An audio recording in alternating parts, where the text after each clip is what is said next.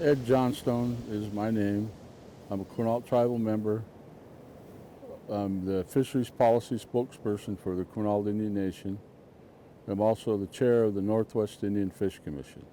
And it's 20 member tribes that this organization was formed shortly after the Bolt decision. It's called the Bolt decision, but it's United States versus Washington.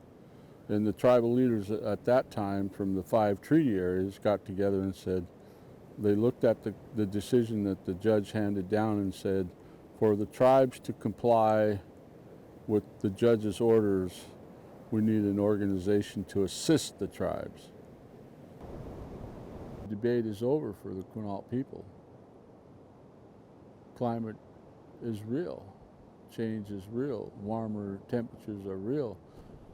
I had been working on it for the better part of 2 decades about getting our kids out of that tsunami zone, and have had mild success.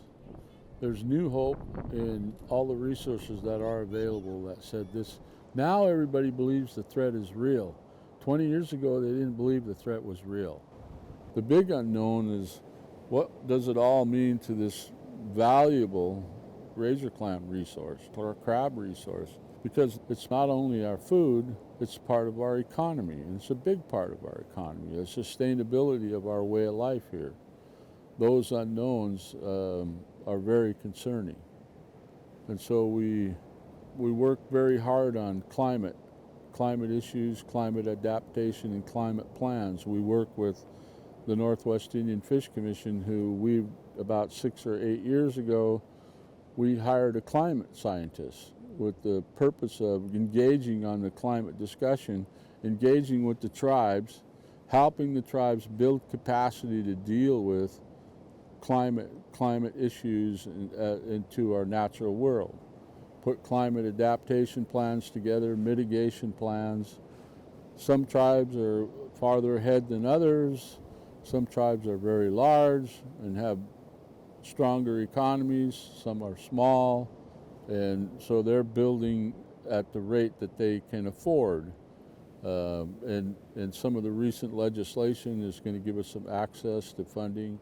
You know, what is really hard to describe to the outside world is what it means to grow up on a piece of ground that you've never left. You know, once we were invited here in 1902, we haven't gone anywhere. And all I have to do is drive up to my nephew's house on the Hoe, and from my grandmother's side, there has been no other place. None.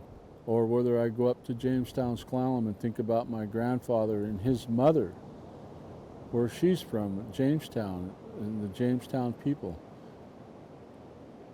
We didn't get on a boat or a ship or a train or a plane. We didn't get under some kind of immigration law. We didn't come and seek a better life because we had the better life.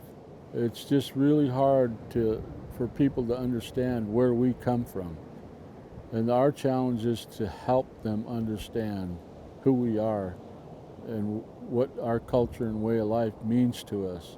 The rebuilding of our language that got stripped away from us by boarding schools and policies that restricted. You didn't have to go to the boarding school, you could go to the public school right down here. They all play small roles in this English-based language. So it's a challenge, but we're willing to tell our story. We welcome telling in our story, and we'll take every opportunity to do so.